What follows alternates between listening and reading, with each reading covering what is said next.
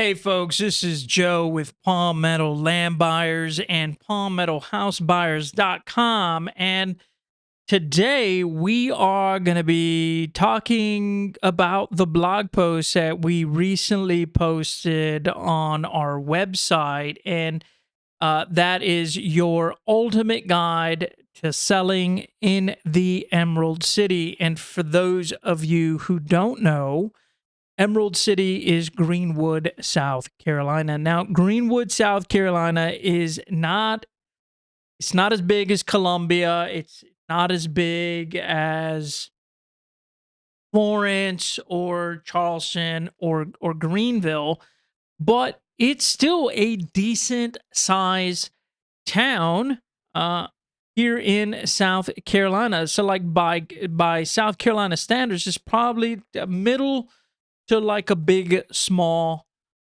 city. Okay, so Greenwood is in Greenwood County. You know, you got Lake Greenwood, which is what this image would be. There's two Walmarts here. There's a Lowe's. There's a Publix. Obviously, there's several Food Lions. There's an Applebee's, a bunch of different restaurants. There's an Outback. So, you know, there's things here in Greenwood. And I say here because I'm actually not in Greenwood, but I'm super close to Greenwood. I'm 15 minutes. I've been in Greenwood um a lot this past month or two because we actually bought a house in Greenwood and we've been remodeling it. So I have spent a lot of time in Greenwood here recently, and it's a great town overall. But let's go ahead and dive into the blog so we can talk about, you know, why now would potentially be a good time for you to sell if you are in Greenwood, South Carolina. All right, so Greenwood does have a very charming downtown. It's not huge, but they have a lot of activities in the downtown area. There's a lot of restaurants. Today is July 19th. This is when I am recording the video. Um, this past weekend, or maybe it was last week, they had this huge barbecue festival where you had people from all over the Southeast, all over the country, really, were coming over for this big barbecue competition. I want to say the festival was, you know, it wasn't a rinky dinky festival that, you know, is one day, it's not a one and done. This was like a week-long thing, and I went by and we had amazing barbecue. We drank some beers and we just kind of hung out and walked throughout the downtown. So they closed the entire downtown area for that festival. There are a lot of scenic parks. There's a great lake here. So you got Lake Greenwood. It's a really fun lake. There is definitely a lot of traffic on the lake, so there's a lot of boating activity. Not as much as Lake Murray, but still a lot of activity on the lake. A lot of beautiful houses on the lake also.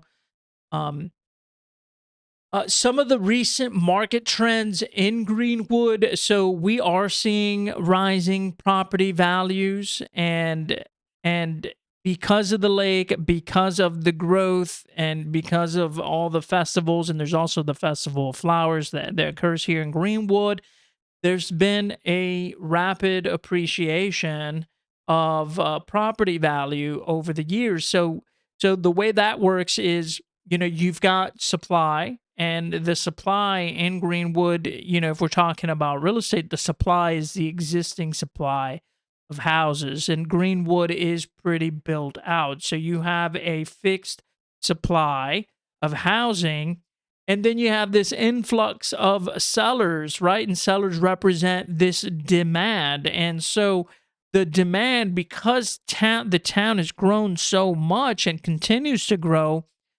the available inventory of houses continues to shrink, but the amount of sellers that continue to pump into Greenwood continues to grow. So the demand is exceeding the supply right now, which is causing prices to to get driven up. So we're seeing a lot of rising property value.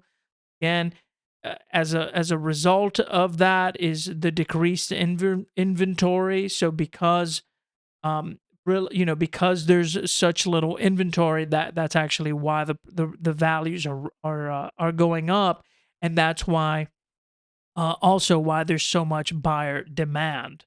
All right, so some frequently asked questions. What are the benefits of selling your property today? Why would you sell it now? So you'd be maximizing your return on investment, right?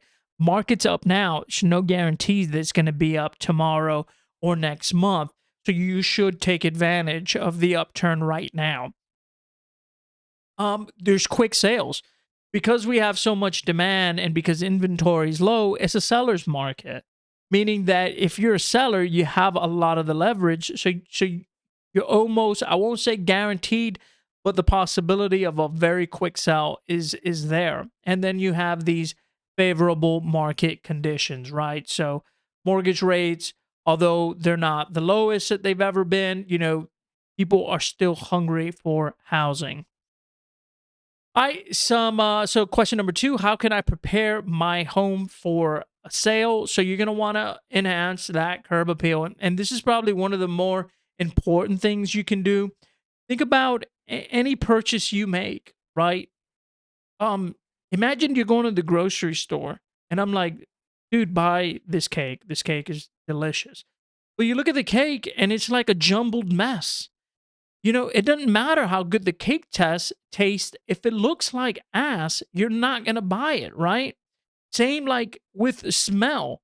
There's like always like I can't I don't know exactly what food it is, but there's several foods out there that smell like garbage. But you eat them and you taste them, and yeah, they taste delicious. But you need to like overcome that initial smell.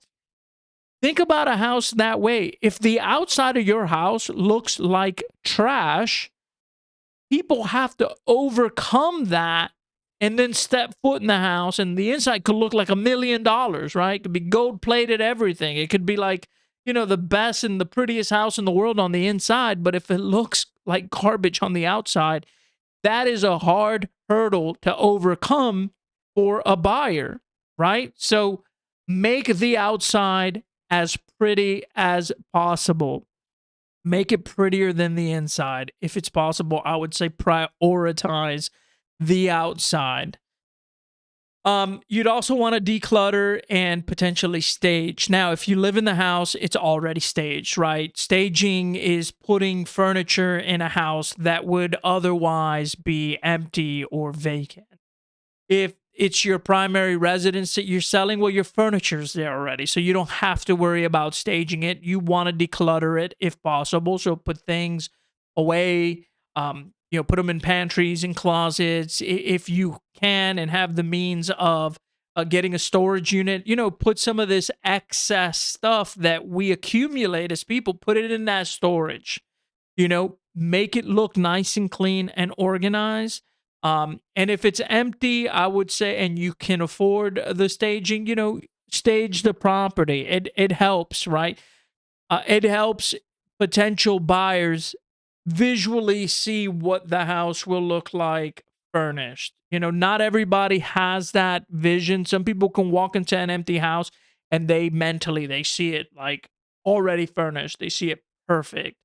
Um, but a lot of people don't have that ability. I, for example, don't, right? I can't picture the couch in the living room. I can kind of picture like where it goes, but it doesn't like visually, I can't really see it until it's there. And then once it's there, I can say, yeah, I like it there, or I don't like it there, right? So stage it if you can.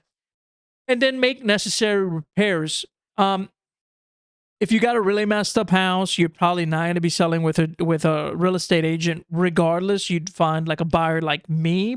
But if you are trying to go the traditional route and sell to somebody that could potentially have a VA loan or an FHA loan or even a conventional loan, they're gonna, especially a VA loan, they're gonna hire an inspector.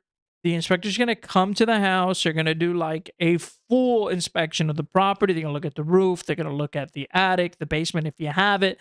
the foundation of the house. They're going to look at everything, and they're going to come up with a laundry list of repairs that are required. If you know of a leaky faucet in advance, if you know of plumbing issues in advance of that inspection, I would just go ahead and get it fixed, okay? If you're selling your property as is, then you don't have to worry about it. But keep in mind, if you're selling as is, your your pool of potential buyers significantly decreases. Now, if you're willing to make repairs, right? Who's in your pool? You got VA buyers, you got FHA, you got conventional loans, you got cash buyers. Basically, anybody and everybody is in your pool. But now, as soon as you say, well, look, I'm selling as is, now the VA buyer isn't there anymore, right? The FHA buyer probably ain't going to be there anymore. So now you've really limited it to just a certain pool of buyers. So keep that in mind. All right. Question 3. What is the current demand for homes and in Greenwood? Look, there is a lot of demand.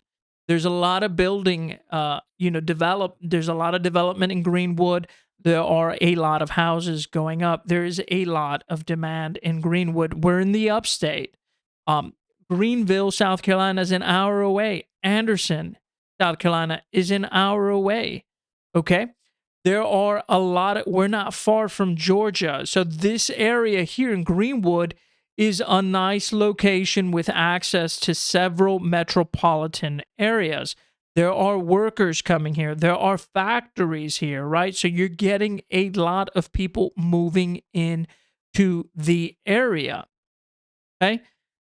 What are the big demands? Single family home. This is a single family home type of town. People are buying houses here. However, if you're looking to rent, you are able to find condos and townhomes. Those type of developments are being built. There are some already existing. And then investment property. There are a lot of rentals here. I would say the majority of rentals here are going to be single family homes that somebody bought, fixed, and now has put up for rent.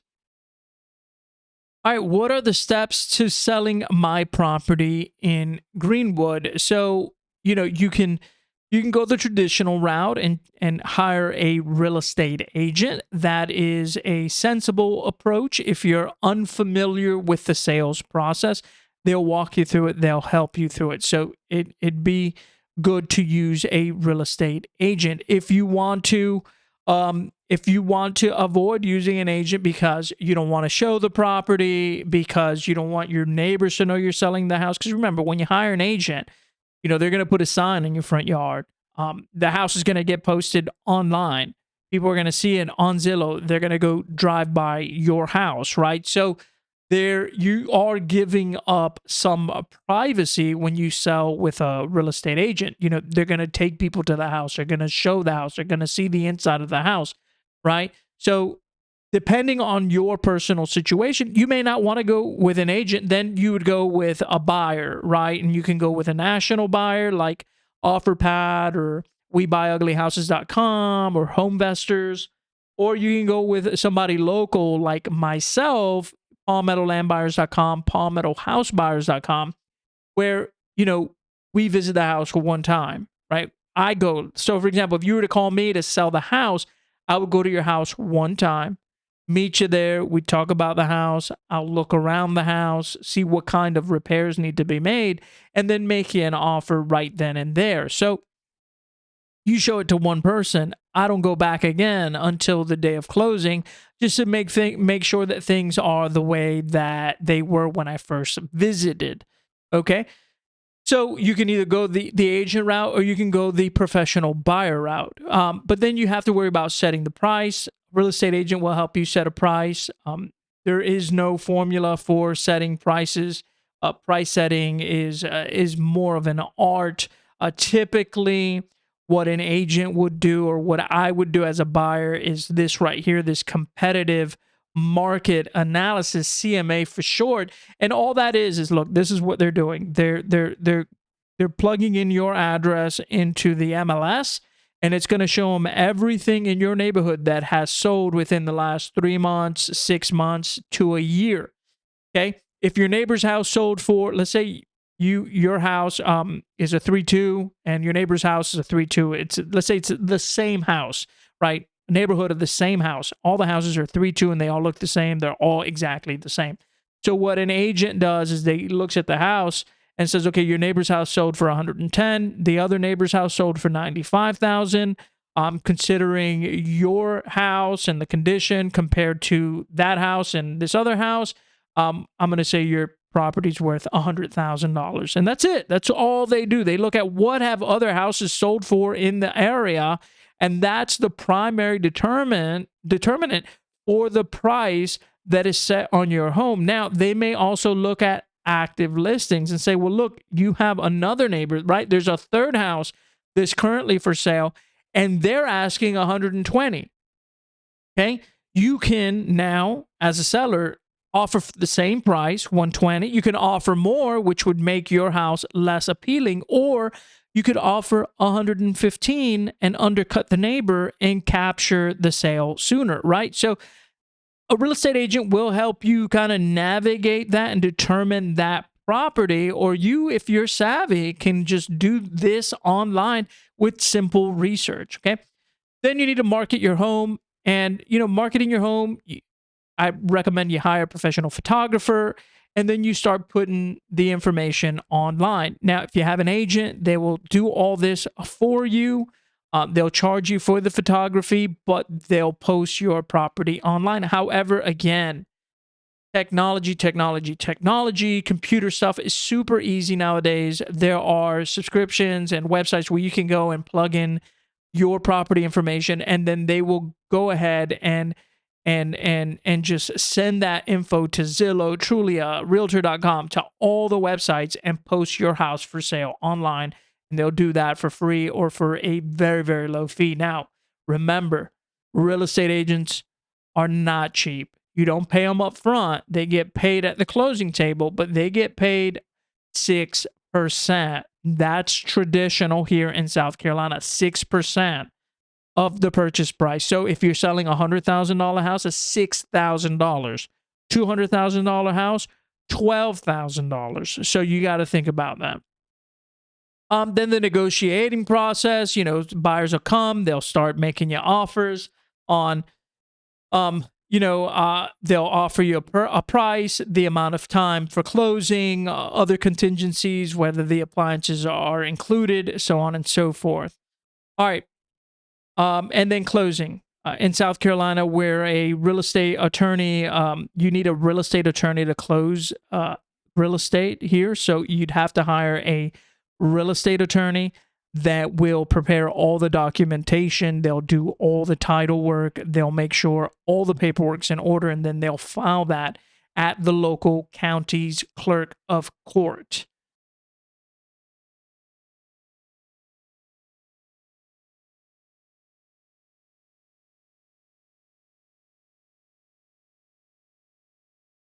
All right. What do we got here? Tips for maximizing the sales price. I would say, look, if you want max sales price, you're gonna have to make sure that the outside is pretty. Okay, so we talked about the curb appeal, very, very important. Market timing's also important. Spring and summer are the time for to sell. That's when most people are buying. So, you may want to time the market, maybe sell in the spring or the summertime. That could definitely help. You want to make sure that you highlight whatever unique features you have in your house. So if you put in a new roof, hey, you highlight that. If you've got smart appliances in the house, highlight those, because that could be perceived as valuable by certain buyers. You may want to offer different incentives, like covering the closing costs, or including appliances or different fixtures that are part of the house. And those type of things will maximize the sales price. But ultimately, location is going to determine the sales price of your house. Legal considerations when you're selling a property, there's different disclosures that would have to be included with the sale. Pest infestations, environmental hazards, asbestos, lead-based paint, depending on the year of your house. Again, these kind of disclosures and forms, they come from the lender. So if the buyer's using a lender like a VA loan or a FHA loan, the lender is going to want to know, hey, is there lead in the paint? Hey, is there asbestos in the house? And so they'll ask for that. If you're working with a cash buyer, these disclosures are not required, right? The property sold as is. Reviewing contracts, it's always smart to have an attorney look at the contract before you sign it, just so that you're familiar with what your obligations are as a buyer or a seller, right? And so, regardless whether you're on the buy side or the sale side, having an attorney look at the contract and give you an opinion on it and help explain to you, hey, here are your obligations in this contract. It's very important. Okay, because a contract isn't like reading it's not like cracking open a book and reading a story. It's not simple English. It is this contract language that has a specific term that's been, codified through case law over the years. So words have different meanings that what you and I might believe they mean. Okay. They're codified because of case law. And so attorneys are familiar with that and can provide you and guide you and explain to you what everything means in that contract. And then closing costs. Closing costs, you're going to pay for title insurance, attorney fees. You're going to pay for different, points and fees on your mortgage if you're on the buy side. So the attorney will provide you with a HUD statement or a closing statement or like a profit loss statement so that you can review what all the fees are, how much money you bring to the table, where your money's being allocated, what fees you're paying, what fees is the other party paying. So all that is prepared by the attorney beforehand or before closing. You're aware of that. All right, and the final question. So, how can you find a reliable real estate agent in Greenwood? Look, I would say when it comes to real estate agents, um, they're all kind of doing the same thing, right? They're going to put your property on the MLS. Experience matters, I would say, is the most important thing. A new agent will put your property on the MLS, but they are not going to be familiar with the closing process. So they're still learning, right? They pass a test. Anybody can pass that test. It's a simple test, right? You read the real estate book and you go take the test. Super easy. Think about like, you know, if you have a 16-year-old or a 17-year-old, they read a book, they pass the test, they get a learner's permit, and they start driving. They're not professional drivers, right? As a parent, you're probably freaked out in the driver's seat. You're hoping you don't get into an accident. That's kind of like with a real estate with a new agent, right? Except that instead of a parent on the driver's seat, there's a broker, which is the main person responsible for that office. They're supposed to be in the passenger seat, making sure that the agent doesn't crash and burn and destroy, half a Greenwood, right? So they're ultimately responsible. So I would say if you want a lot of attention, get a new agent because they don't have any other customers. They're just going to focus on your property, right? But they're also going to be learning on your property. If you don't want the attention, you want the expertise, you want somebody that's going to say, look, here's what's happening, A, B, and C, and then have it go A, B, and C, get somebody with experience, right? They're going to tell you exactly what to expect, but they're going to have a little less patience, okay? They're going to be more of a, hey, here's how they're going to just hold your hand and tell you how it's going to be versus a new agent's going to be patient. They're going to you guys would be learning together. Um, so regardless, you got to figure that out. Do you want to work with a new agent or an experienced agent? Family and friends can recommend an agent. That's always good. interview a few of them. When it comes to agents, it's a personality thing. Do you like this person's personality? Are y'all clicking? You're going to be talking a lot. You're going to be seeing each other a lot. Like it would be better if you like the person. Okay, that would be my recommendation. And the brokerage, just it's good to get a vibe of how long has the brokerage, the actual real estate firm, that brokerage, how long they've been in the area, how much deals they've done, those kind of things. So, all right, folks. I hope you found this insightful. Again, if you have any questions, I'm not a real estate agent, but I do know some extraordinary agents. So if you need a recommendation, you're welcome to give me a call, 803-201-9137. That's my personal cell phone. You can call me anytime. I'll make those recommendations for you. If you decide that you don't want to go through an agent, you'd like to sell to a professional buyer and you want an offer, feel free to reach out to me as well. And 803-201-9137, or go to the website and submit your information. allmetallandbuyers.com, allmetalhomebuyers.com. We buy real estate all over South Carolina. Again, right now I'm in Waterloo, South Carolina, which is 12 minutes away from Greenwood. So it works out that we're talking about Greenwood today. But yes, thank you so much for tuning in. I appreciate it, and come back. Thank you.